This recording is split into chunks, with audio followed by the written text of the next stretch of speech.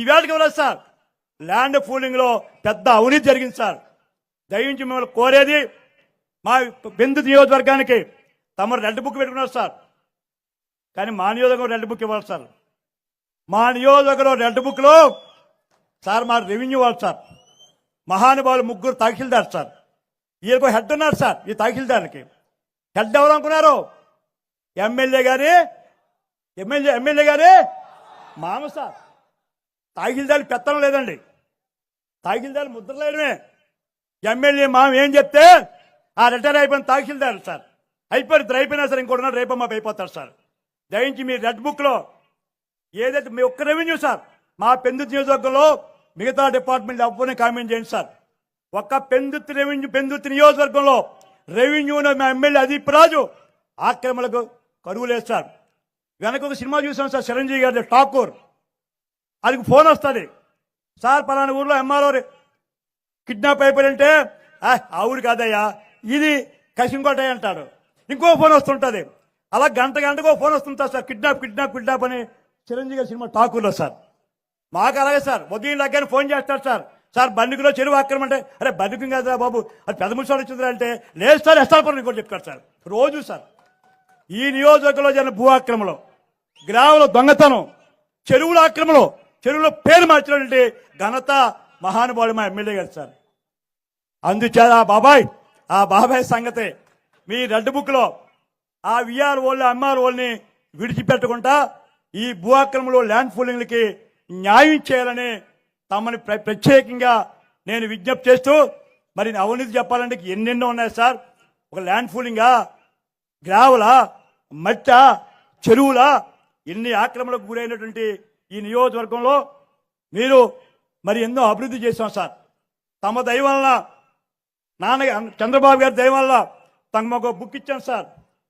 బహుశా నా జీవితంలో మంత్రిగా కూడా తమ నాన్నగారి దయవల్ల చేశాను, నా అన్నగారి దయ వల్ల. ఆ రోజు కూడా 500, 300 డెవలప్ చేశాను సార్. మా అదృష్టం ఏంటో కానీ రమేష్ గారు కూడా ఎలమంచిలో ఎమ్మెల్యే చేశారు. 14, 19లో జనం మధ్యని చెప్తున్నాం సార్, ఏ ఒక్క సమస్య ఏ ఊర్లో లేకుండానే ఎలక్షన్స్కి వెళ్ళాం సార్. మేము అందరం కూడా ఏ ఊర్లో తమదయ ఎన్ఆర్జీస్ లో ఒక్క ఉదాహరణ చెప్తాను సార్. ఇదే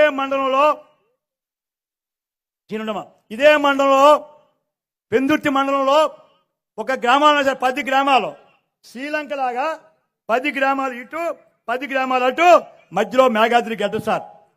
అలాంటి మేఘాద్రి గడ్డ మధ్య నుంచి 15 కిలోమీటర్ల షార్ట్ కట్ గా తమరు పంచాయతీ మినిస్టర్గా ఉన్నప్పుడు పెద్దగాడి చింతకట్ట రోడ్డు నబాట్లో 4 కోట్ల లక్షిస్తే ఇవాళ గ్రామం అరగంటలో వెళ్తున్నాం సార్. ఆ రోడ్డు కూడా ఇంకా పూర్తి చేయలేదు సార్. అలాంటి అభివృద్ధి కార్యక్రమాలని తాము ఎన్నో చేశారు. ఒక్క పెందుర్తి నియోజకవర్గంలో అండర్ గ్రౌండ్ డ్రైనేజ్ కానీ 6 లైన్ రోడ్స్ కానీ 4,800 కోట్లు డెవలప్ చేసి ప్రజలకు బుక్ ఇచ్చాను సార్. తమ కూడా బుక్ ఇచ్చాను సార్.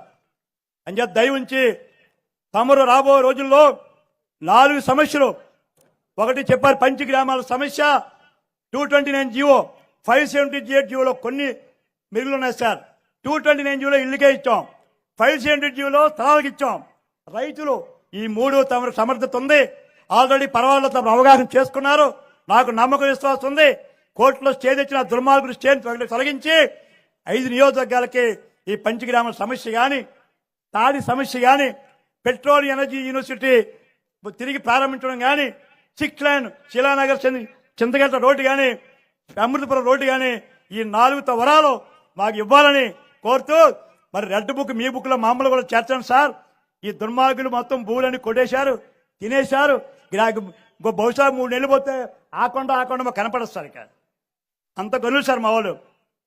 నిన్నే తమరు వచ్చే ముందు మళ్ళీ అస్తాపలేదు సార్. ఇవాళ పేపర్లు అన్ని టీవీలు వచ్చింది సార్. మొన్నేమో పర్వాలేదు సార్.